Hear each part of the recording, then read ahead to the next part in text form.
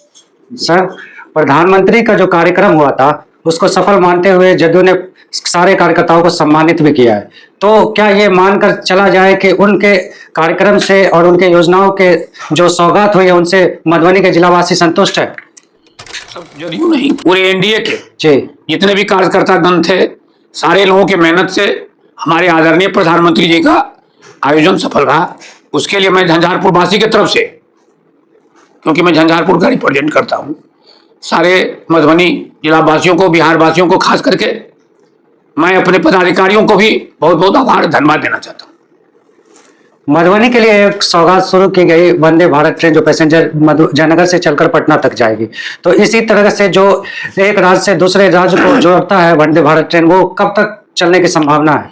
देखिए, सबसे बड़ी समस्या है हिंदुस्तान में, खास करके बिहार में, ट्रैक जो है, ट्रैक के अगल बगल लोग घर बनाए हुए, लाइन एक ही है।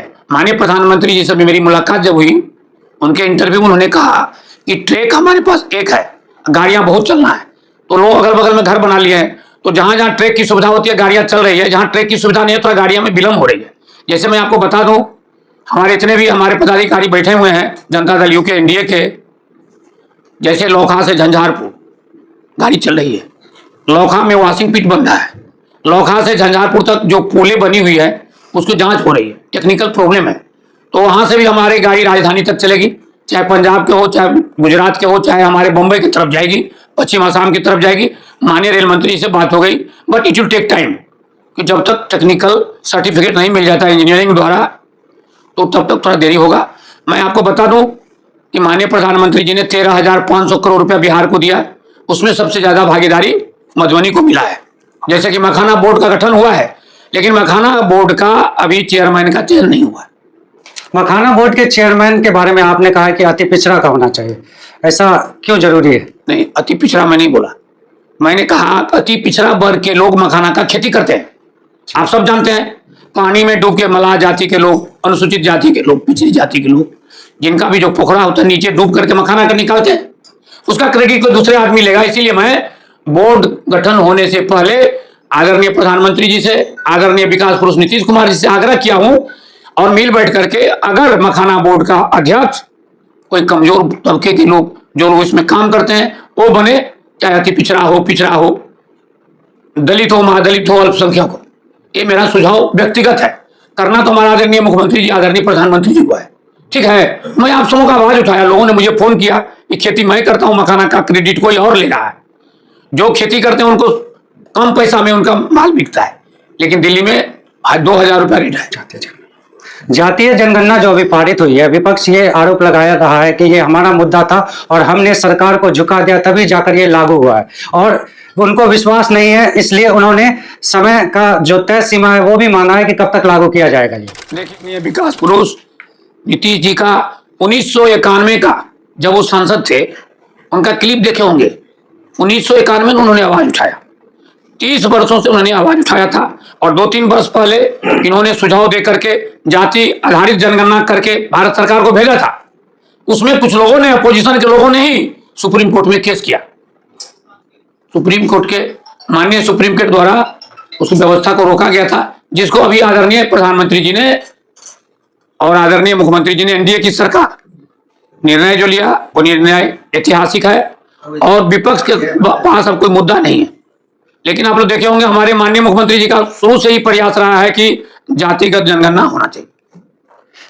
मधुबनी स्टेडियम के शिलान्यास के लिए बोर्ड लग गया है बिहार सरकार का, और इसी तरह मधुबनी हवाई अड्डा भी पारित हो गया है कि वो पूर्णिया के साथ बनेगा। इसके अलावा मधुबनी के लिए और क्या क्या सौगात बड़ी शुरू हो सकती है? देखिए, मैं बता दूं, मैं सदन में 3 या 2 तारीख को सबसे पहले विमान पर बोला, वायुयान का विषय था मेरे लिए।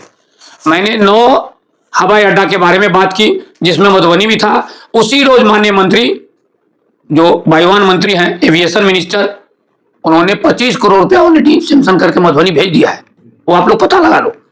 और हमारे प्रधानमंत्री का है कि छोटे छोटे हवाई अड्डों पर लोगों को सुविधा अगर वायुयान का मिलेगा तो चप्पल पहनने वाले लोग भी दूर दराज के क्षेत्र में जाएंगे, अपना व्यवसाय करेंगे, नौकरी करेंगे, बेरोजगारी भी दूर होगी। ये हमारे आदरणीय प्रधानमंत्री जी का प्रयास सफल हुआ है, और 25 करोड़ रुपया मधुबनी में मेरे ख्याल से जो सुना हूं वहां पास हो गया है। एनडीए के संयोजक नीतीश कुमार। एनडीए के संयोजक जो है नीतीश कुमार को बनाने की मांग चल रही है, इसके बारे में क्या कहना चाहिए? जो है मेरा व्यक्तिगत एक अनुरोध था, सुझाव था। नेता तो मिल बैठ के तय करेंगे, लेकिन जिस तरह से पहले आज से 20 साल पहले 2000 में श्रद्धेय जॉर्ज फर्नांडिस साहब थे संयोजक, उसके बाद श्रद्धेय शरद यादव जी बने थे, तो मैं इसे कहा था। लेकिन अभी तो संयोजक के रूप में भी, माननीय मुख्यमंत्री के रूप में भी हमारे विकास पुरुष कार्य कर रहे हैं, उसमें किसी तरह दो राय नहीं है। एनडीए गठबंधन मजबूत है और हमारे माननीय नेता लोग मिल बैठ करके तय करेंगे क्या करना है, कोऑर्डिनेटर बनाना है या संयोजक बनाना है। सांसद होने के नाते जिला वासियों को क्या संदेश देना चाहेंगे? जिला वासियों क्या संदेश देंगे?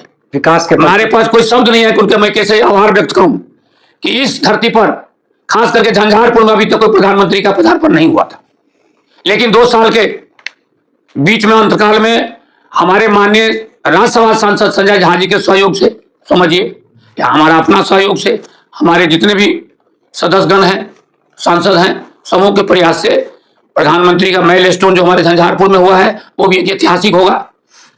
माननीय प्रधानमंत्री जी के आने से पहले माननीय वित्त मंत्री जी आई, उससे पहले माननीय गृह मंत्री आए, और माननीय प्रधानमंत्री जी आने के बाद विकास की लहर, मैं बता रहा हूं आपको कि 2025 का जो चुनाव है, 2025 में चुनाव से पहले दिखाई पड़ेगा, चाहे रेल के मुद्दे में हो, स्वास्थ्य के मुद्दे में हो, चाहे एविएशन के सेक्टर में हो, रोड के सेक्टर में हो। रोड के सेक्टर में भारत में सबसे ज्यादा रोड जो है अभी बन रहा है तो मधुबनी जिला में बन रहा है।